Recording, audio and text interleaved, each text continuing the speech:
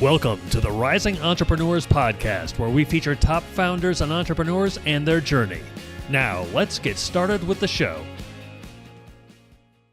Dr. Jeremy Weiss here, founder of InspiredInsider.com, where I talk with inspirational entrepreneurs and leaders. Today is definitely no different. I have Rafi Arbel of Market JD. Rafi, before I formally introduce you, I always like to point out other episodes people should check out of the podcast. Since we're both in Entrepreneurs Organization together, I have to give a shout to the interview with Zach Wilcox of Fied Freight. Just an amazing entrepreneur, just from a young age. This is pretty remarkable. So check that interview out. I did one with Robert Hartline, who's in actually EO Nashville of Call Proof.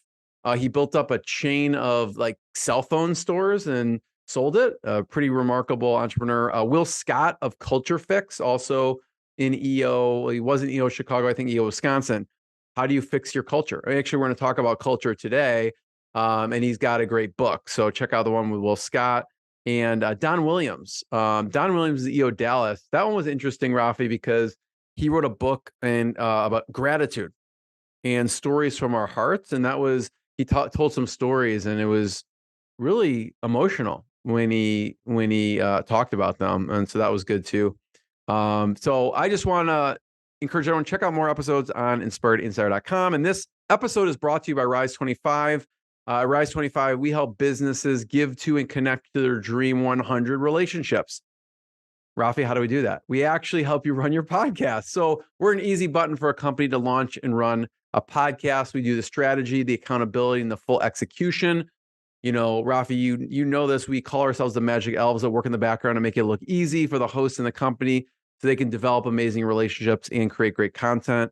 You know, for me, the number one thing in my life is relationships. I'm always looking at ways to give to my best relationships. And I found no better way over the past decade to profile the people and companies I most admire, which definitely includes Rafi, and share with the world what they're working on. So if you've thought about podcasting, you should. If you have questions, go to rise25.com. And I'm excited to introduce Rafi. Since 2000, I don't want to date you here, but Rafi Arbel has been helping attorneys build their practice, okay? In the past, he's worked for the largest provider of online marketing and legal research. He built a reputation as a leader at that time in law firm marketing strategy and operations. He actually is a former litigator who ran his own practice, so he uses his firsthand knowledge of the legal industry to help lawyers grow their client base.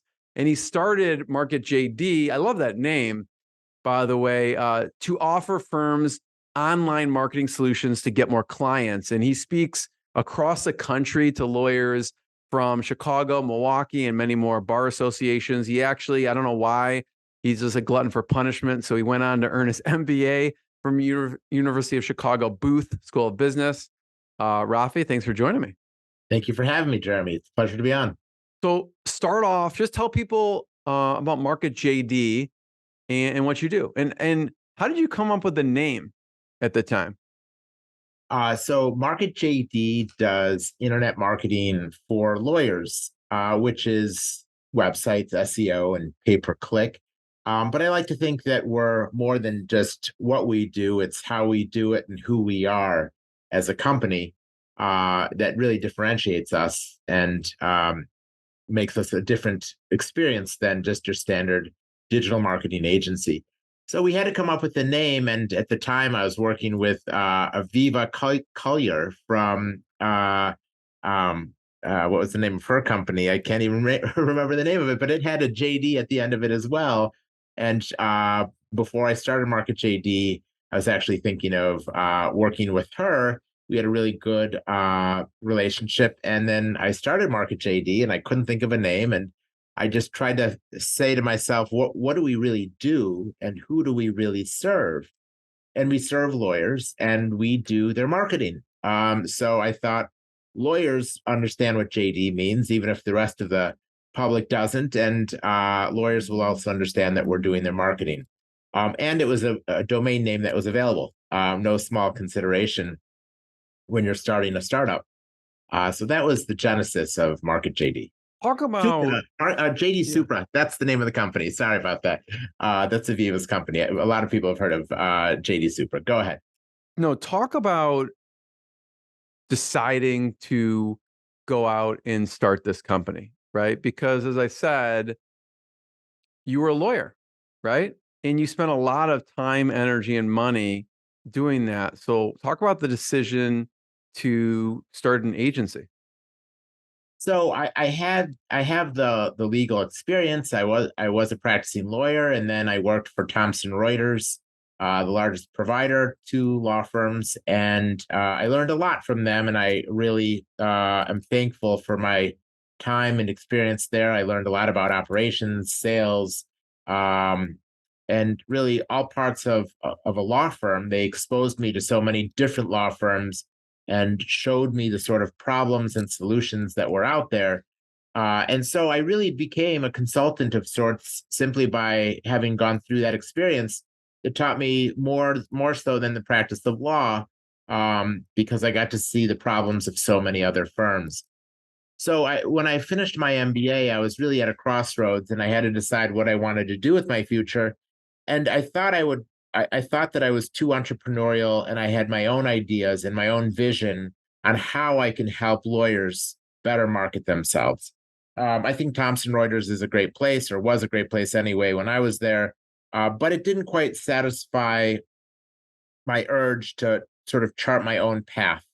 And every large corporation has its limitations and restrictions. And I was very much sort of pigeonholed there into the role I was playing. I thought at Market JD, I could create a company that was much more responsive to the needs of our clients. And I wouldn't have to satisfy 10,000 clients. I could satisfy 100 clients. And that's a lot easier to do at a small number, because this isn't a business that's easily scaled.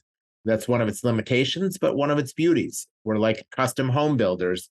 It's really hard to scale a custom home builder, being a custom home builder. You're really working on a handful of clients at a time, and you're really trying to deliver the best possible product and make that client the happiest they can be. Starting a business is not easy. Do you remember a first milestone as far as client goes? Hmm. Uh, Probably the first milestone was, I know my first year, I think I made $30,000. And my second year wasn't so much more, maybe 50 or 60,000. But I think by the time I got to my third year and I finally made six figures, I felt like I had finally figured out what it took to succeed in this business, and what I needed to deliver to make the clients happy.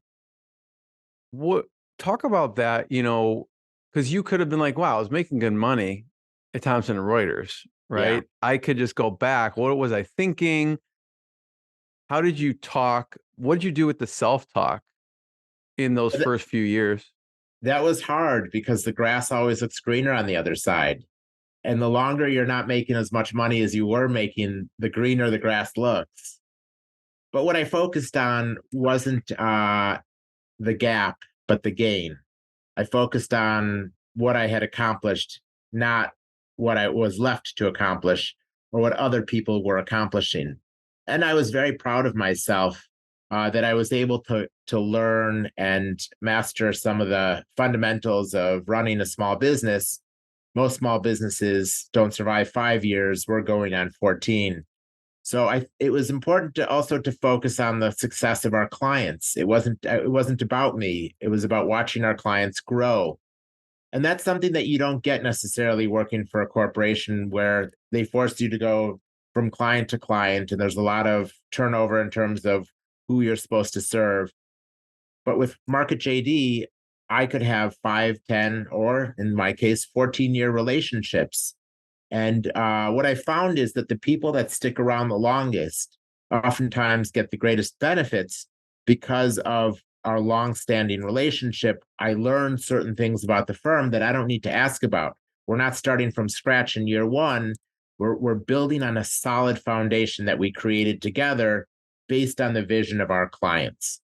And Yeah. I love that. That's so when you ask how we got through those initial years, it was really with the help of our clients.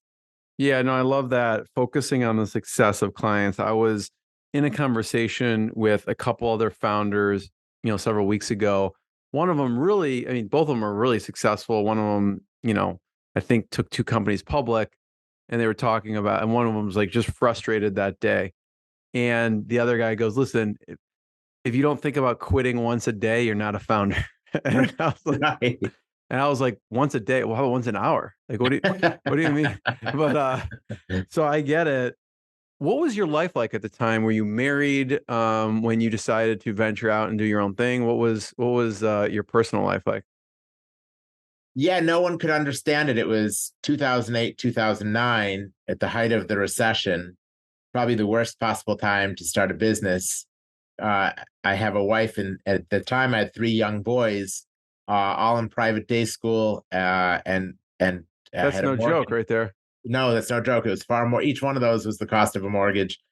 Um, and I had some money saved, but it wasn't easy, and there were a lot of doubters out there. And I'd never created a website before, and I'd never run an SEO campaign before, so there were a lot of variables out there, and there was a lot going against me.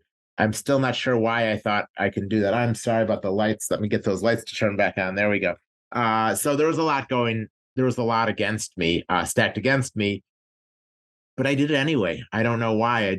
I was driven. I was driven to do this, and I knew if I persisted, I didn't know if I was going to get rich, but I knew I'd be able to earn a living, and more importantly, I'd be able to do what I want with the people who I want to do it with, and help real people and form long relationships. And that's been the most satisfying part, are the people that I'm working with. Yeah. Which, No, by the thanks way, for some of those people are former clients from Thompson. I still have clients that came with me from Thompson. 14 years later, are still with me. amazing. Yeah. Let's talk about a few examples. You had a you have a criminal lawyer that you work with. Talk about what you do with them. Yes. So, for example, Max Keller, he's in Minnesota, Minneapolis, and Max is a criminal lawyer who is he was a solo practitioner, but over time he hired associates, and we started probably about a decade ago, and we helped him build his practice, and over the years, as he increased his marketing, the size of his practice grew, and now he's at the point, like some of my other clients, where he has more business than he can handle. So the constraint is no longer the marketing; it's the employees. He needs to find more employees to take on the work. And so, I really consider myself part of his firm. We talk regularly, and he relies on us. And it's just one of those relationships that make coming to work every day so satisfying. It's got to be really cool, from a business owner perspective, to have control of your destiny, right? To really be able to, because it's hard enough in itself to just run a business and have all the moving pieces, but to control your destiny, to turn things on when you want to turn things on. So talk about some of the things that you do with him, or any of the clients, as far as, like you said, he didn't have to worry about the clients necessarily anymore. What are some of the things that you do Some of the things we do to do what, to to get what? generate clients? Oh, so like, what are the campaigns that we run for them? Right. So we largely do search engine optimization and pay per click, and both of them help our clients show up on the search results page when somebody runs a search. And I think it's really important in running these campaigns to set the client's expectations properly. No one's going to spend $3,000 a month on a personal injury campaign and get 10 PI cases.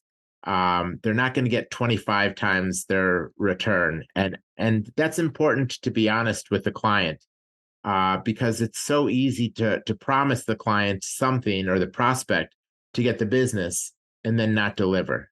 And so I don't want that, because that doesn't foster long-term relationships. If they're not happy with the kind of return that they can expect from online advertising, I'd rather have them not be a customer, and use their money somehow else. But for the people that understand the realities of the marketplace, and who are realistic in their expectations, and have other sources of business, then we're probably the right fit. So for search engine optimization, that's the longer that's a longer bet. You're investing in the content on your website. And the reason you're investing in the content on your website is to be a service to your prospective clients, because they're on the web because they've got questions, and they are looking for the best answers, and so is Google. So when we create websites and when we run a search engine optimization campaign, we're spending a tremendous amount of time trying to figure out what questions people are answering and generating answers that are substantive, that read well, and that best satisfy our clients' questions. And when we do that, Google acknowledges it, and that's when they begin to rank very strongly in Google. I want to talk about websites for a second and some of the mistakes you see people making with websites, because you could do your job amazing, drive tons of traffic, have great SEO, and then they hit someone's website. All could fall apart at that moment, possibly, or not. So what are some of them? And oftentimes you probably go in to these law firm sites and you have your years of expertise, what works, what doesn't work. So what are some of those things that you find? By the way, I ask it because it applies probably to all of us, including myself. So I'm sure I there's stuff that I need to be doing on my site, but what are some mistakes people make with their website? So, a firm in Indiana, a personal injury firm in Indiana, called us and they asked us to audit their website, and we did. It was made by one of the major providers out of Florida, and it was a very expensive site. And we came back to them and we said, "Take a look at your homepage." And on the homepage, at the top, was a large red button, and it said contact us. And it was the major focus of the hero section, the top section of the website. I said, click on the button. They clicked on the button and it led them to a 404 page. Like, the whole point of the website is to get them to click on it. If that button's not working, all of your marketing is failing. You're not going to get a second bite at that apple. So it's, just having a Q&A process where somebody, doesn't even have to be a highly paid employee, goes through and makes sure all the basic functions are working at a minimum, is probably step one. And you would be surprised at how often they're not, because it requires an investment. So when people say, well, why do you charge what you charge for your website? I say, because you're getting a lot of labor. We're making sure things like your contact us button are working. But it goes much deeper than that. But that really illustrates the point: is somebody has to care about your site. Somebody has to look at it. And probably from a Market JD perspective, the thing that we focus on is the people that create the site are not the people that do the Q&A. And so we always have a second, at least one other, usually two or three other people reviewing different parts of the site. And that ensures quality and consistency. What other mistakes? I'm sure you've seen a bunch of crazy stories throughout the years. What's another? So one, you go contact us page led to a 404, and who knows how much they were spending on traffic and SEO and everything. Yeah. What's another big mistake you've seen people make? I think that you see this a little less often now. People are getting a bit more sophisticated, but the writing on sites where they don't spend enough on the writing, you can really tell it's very thin. It sounds like it was written in a developing country, or even worse AI is not necessarily even worse, but poorly written, and it's a poor user experience. At the end of the day, what we're focusing on all elements is, what is the user experience like? And also, there are other technical parts of a website that need to be done right if you want to be found. It needs to be fast enough. The pages need to be substantive enough. And that doesn't necessarily mean long enough, but oftentimes it does. And then a lot of times, if we want to take this up a bit in terms of competition, like, those are the easy things to do. But the more challenging things are, everybody wants to write a page on car accidents, which are the pages that rank on page 1? And why are they ranking on page 1? Well, the only way you figure that out is if you go through all of the pages on page 1 and look at all of the elements that they're using on their page to succeed, and then look at your page and see if you have those elements. That's really a labor-intensive job, but that's what we do because we know it's a highly competitive space, and we want to make sure that our pages have everything that our competitors have, and that we're not falling behind in any part of the substance that needs to be on the page. Every, Rafi, every company has some funnel, whether they know it or not, right? So it's like, okay, let's say you are doing SEO, you're doing, pay-per-click ads, doing paid ads. They go to the website, it's functioning as it should. They click on the contact, someone picks up the phone, right? So now I know that you actually will listen to calls and give suggestions, because everything could also fall apart there. Absolutely. So what are some of the mistakes that people are making when answering the phones that you've seen, that you've coached on? Great question. So for the consumer market, personal injury lawyers, divorce lawyers, criminal lawyers, immigration lawyers, the sort of lawyers that we help market, your prospective client is looking for help. They're looking for a firm to solve their problem. They're not necessarily looking for your firm, and they don't really care necessarily who you are as long as you can solve the problem. So we suggest that when people answer the phone, they identify the type of law they practice.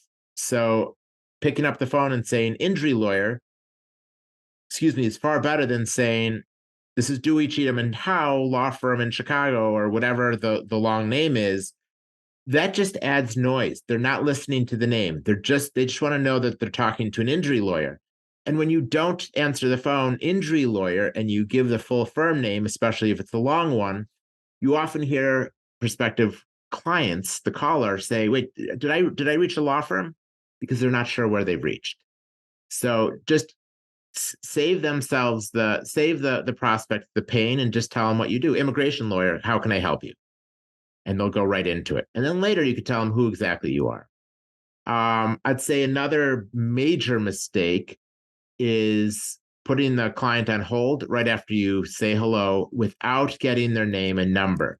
There are times that every intake department is overwhelmed with calls, and no one puts a caller on hold voluntarily. It's only because you have too many calls coming in. But if you put them on hold and you don't take their name and number and they get tired of waiting, you have no way of calling them back. So a best practice is absolutely take down their name and number, and even if you can, at least their legal issue. How are you injured? You might not have enough time for that, but at least their name and number. A third suggestion, if you want more, is don't act like this conversation is to benefit you. It's to benefit the caller. And if you don't adopt that philosophy, then you're likely to get bad Google reviews. If you do adopt it, you'll get good Google reviews. And I've heard both sides of this. There are some firms that as soon as they realize that there's not a prospective client on the other end of the line, that they're not qualified, they get off the phone as soon as possible. There are other clients who treat the caller like they would want to be treated themselves. They listen well. They are genuinely concerned. And even if they can't help them, they direct them to where they could get help. And they explain to them patiently, lovingly, why they can't accept the case and what their options are. And those lawyers are always a pleasure to deal with, and their Google reviews reflect that. I love that. No, thank you. Because there's so many parts of this process that can drop off, right? A lot has to happen for something to be successful. So it's pretty amazing you actually listen to the calls and give good feedback on that. But that's some great advice too. I'd love to talk about, we mentioned the criminal lawyer, And I know you kind of have a lot of different types of lawyers too. There was a divorce lawyer too. What did you do with them?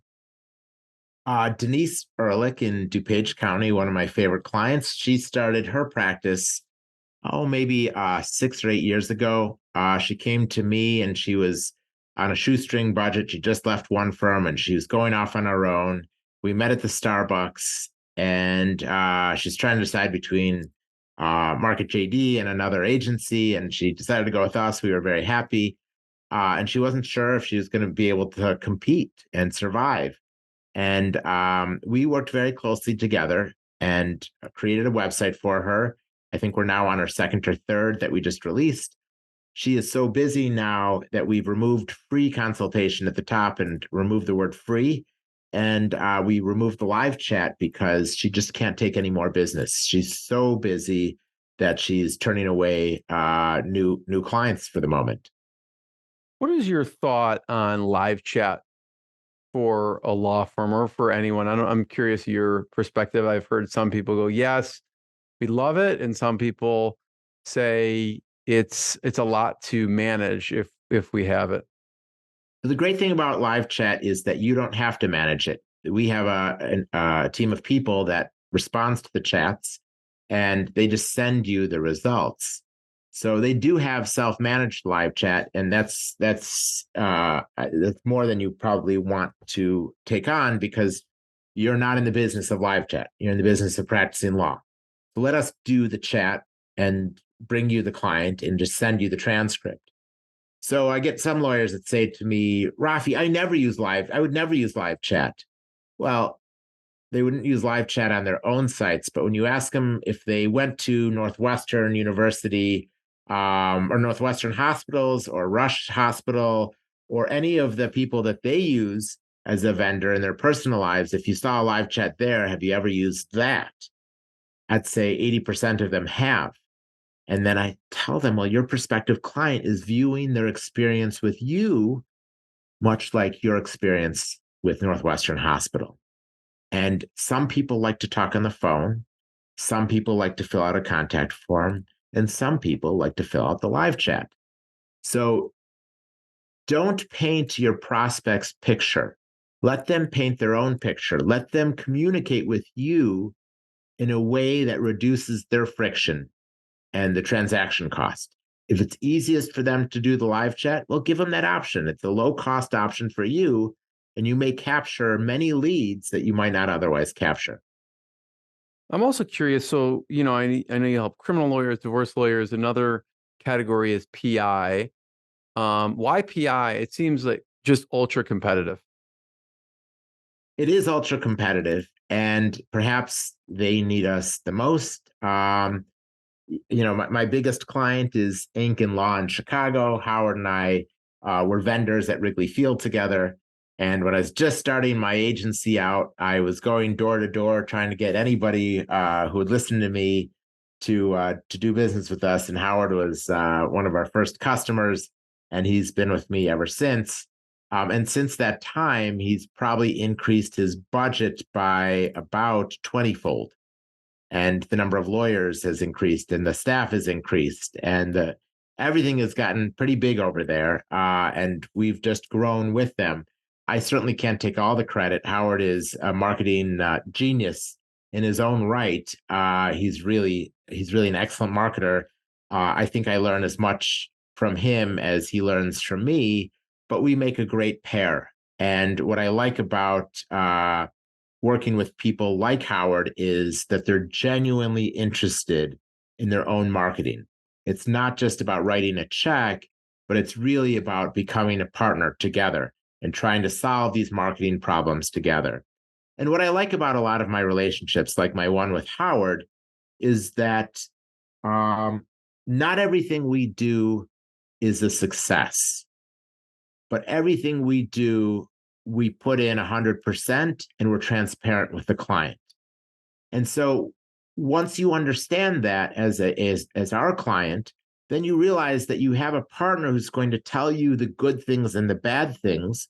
And when we fail fast and we move on to the next opportunity. Because if you don't experiment and you don't try, you'll never know what works and what doesn't. And that's really the sort of client that I enjoy working with the most. Yeah, I want to also say, Rafi, you did introduce Howard as a guest on the podcast, so that's a great episode as well.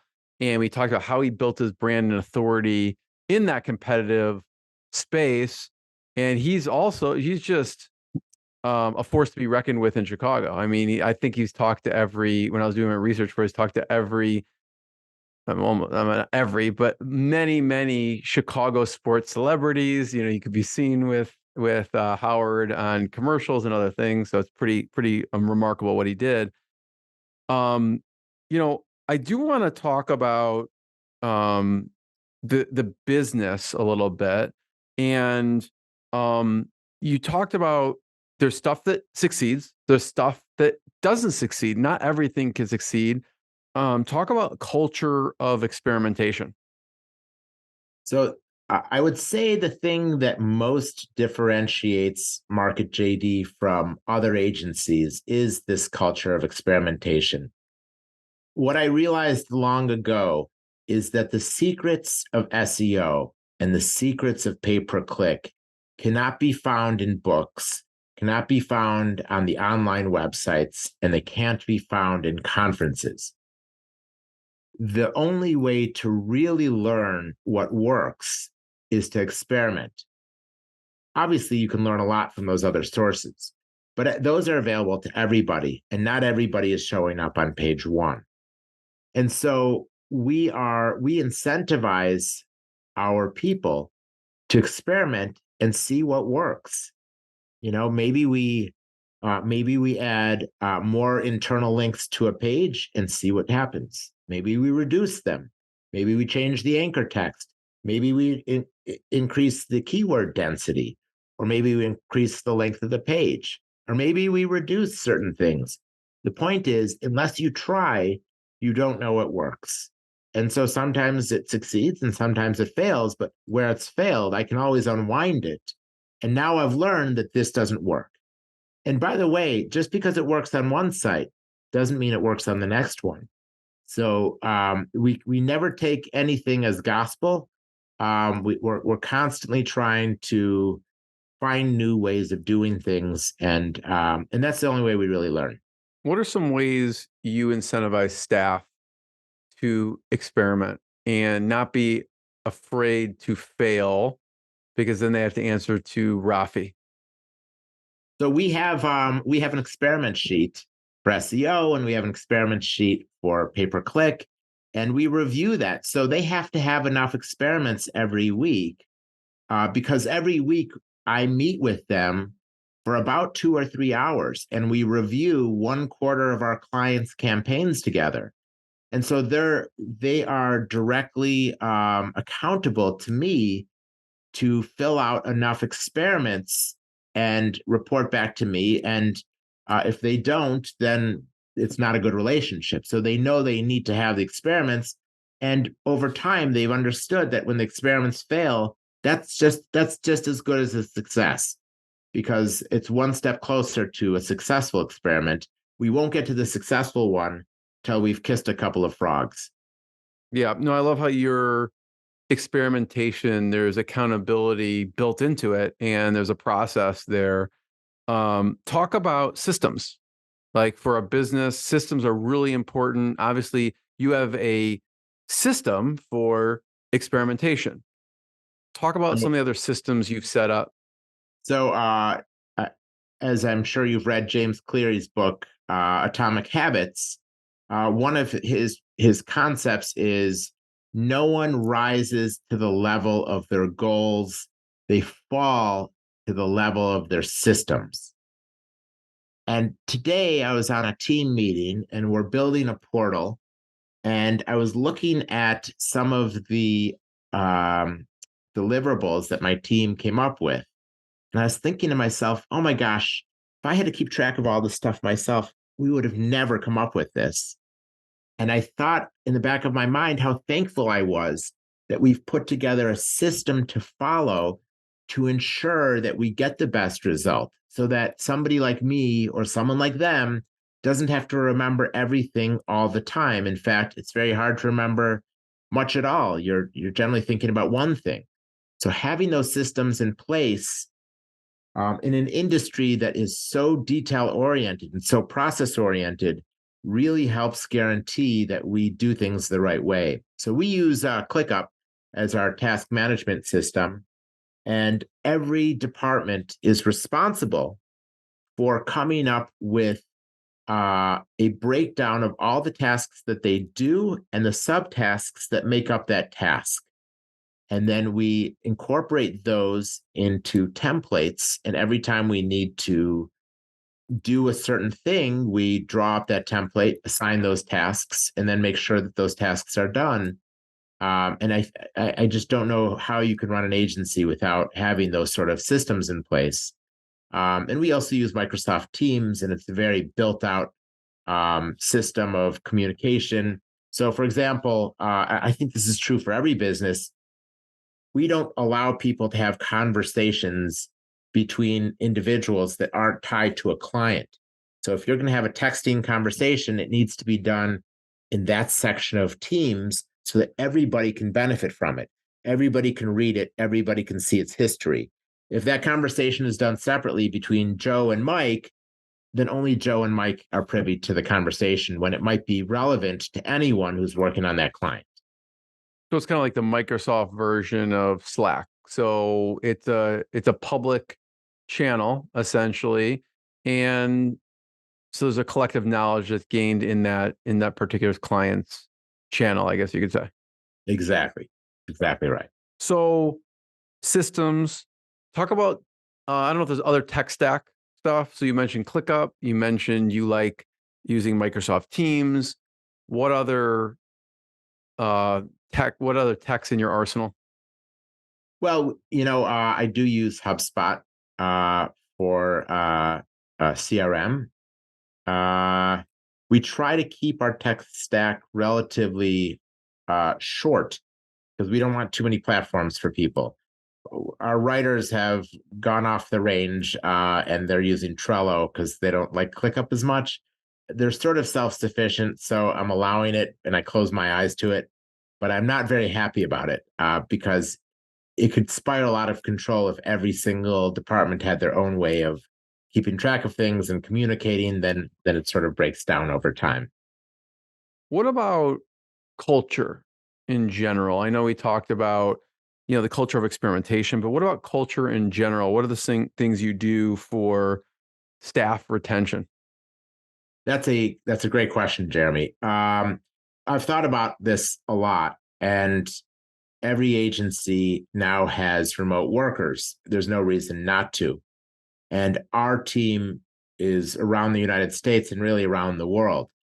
So the only way we can communicate around the water cooler is the virtual water cooler. And we have meetings every single day at Market JD. Some are as long as 4 hours. Some have even been longer than that. But every Monday is our SEO meeting. Every Tuesday is our admin meeting. Every Wednesday is our PPC meeting. Every Thursday is our website meeting. It's very defined. And during those meetings, we get a lot of work done. We go through every client and every project. And in doing so, we get to know each other very well. And it develops an understanding that you don't get working individually. The other benefit is people get to know each other, trust each other. They get to know each other's families. It really feels even closer than an in-person office, because oftentimes an in-person office, you're not really getting to know your colleagues because you're behind your door and not working with them. And so one other benefit I found in this is that new people get trained very quickly, because when they sit in on the meetings and they see the structure of the meetings and they learn from all of the dialogue that happens, and people feel a sense of belonging, and they generally love participating in the meetings. They talk about it. They feel a sense of camaraderie. They feel a sense of connection, and they get a sense of accomplishment because people are working on things collaboratively, and they have an incentive to get along. So everyone that we hire has to get along with everybody else because we're working together so intensely. and it's really a great thing. It keeps people together. I think it's more rewarding for people than making a little bit more money per hour per year, because your work environment is everything. It's where you spend most of your time. So it sounds like the key to for your retention is the camaraderie, and the camaraderie and learning and mentorship comes from the meetings. How do you structure meetings? So we loosely use EOS, which is the Entrepreneur's Operating System.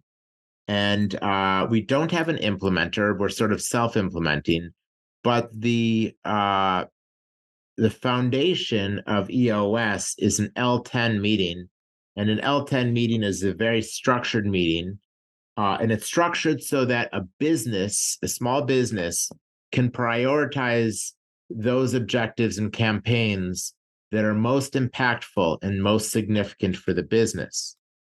And we break that down by department. So our SEO team has their most important objectives. They're called rocks. The PPC team has their rocks. Every team has their own rocks, and those rocks have to be completed within 90 days. And every part of that meeting is very structured, and it really is a well thought out plan to ensure that you operate most efficiently.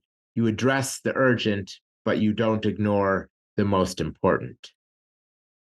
Yeah, I want to encourage people. There is I did have Gino Wickman on the podcast. He wrote Traction and was the creator of EOS. So check out that interview. And also, if you want to learn more, you can go to the book. The book Traction is great. What are some of your favorite books, Rafi? I know you mentioned Atomic Habits, obviously Traction, Gino Wickman. What are some of your favorites that people should check out? I did love Good to Great. I commonly, even though I read it a long time ago, I think about it a lot because some of the principles there are so fundamental to doing well, that it's important to keep those in mind, like getting the right people in the right seats on the bus is critical. So I was interviewing today for a client success manager, and I wasn't so concerned about how how many years experience they had. I was more concerned with, are they curious? Are they pleasant? Are they conscientious and detail oriented? They have some of those skills. They're going to be a bigger success than people with 5 years experience without those skills. So I like some of those books. I do read a lot of newspapers every day. I read the Wall Street Journal, the Washington Post, and the New York Times. So for me, it's a little bit more of a fight to read through books than it is the journals. But yeah, I like it, some balance of the two. So, Rafi, I have one last question. Before I ask it, I just want to thank you. Thanks for sharing your journey with us, your lessons. Everyone can check out marketjd.com to learn more. My last question is, you mentioned you were a vendor at Wrigley Field, and dates back to you did this with Howard Ankin. What were some of the lessons you learned from being a vendor at Wrigley Field? That is a great question. It was one of my favorite jobs. Uh, I think that probably was the genesis of my desire to be an entrepreneur, because working as a vendor has a lot in common with entrepreneurship. Um, your effort is the thing that gets rewarded the most. We were fully commissioned. And the earlier you got to Wrigley Field, the better product you got. So if it was a 120 game, we would sometimes get there by 10 o'clock, wait outside Wrigley Field on the cement for Vince, the union head, to arrive around 11:30 to hand out your product for the day. And the people that were in the front of the line are the people that got the best things. So when we got there in time, I wasn't old enough to sell beer, but I could sell Pepsi, and that sold well on a hot day. And that was far better than selling cotton candy or any of the products that the guys at the end of the line sold. So the hustle back then and even now gets rewarded. Um, Treating people kindly, um, uh, thinking on your feet, doing what you love. I loved it. So it was a pleasure to be out there. I loved listening to Harry Carey sing the national anthem. I would always stop. Other vendors would keep going. I would stop and belt out the national anthem and take me out to the ball game. And almost every game after the seventh inning, I said, I'm done. I put away my product and I'd watch the rest of the game. And so it was really a labor of love. I made great money for a college student, and I worked hard, and I felt great at the end of the day. And I'd like to think that a lot of those same things are true today. I still do what I love, and I feel great at the end of the day working at Market JD. Different experience, but similar in some regards. Rafi, I want to be the first one to thank you. Everyone, check out more episodes of the podcast. Check out marketjd.com, and we'll see everyone next time. Thanks, Jeremy. Great talking to you. Thanks for listening to the Rising Entrepreneurs Podcast. This episode is powered by Rise 25. Please subscribe and check out future episodes.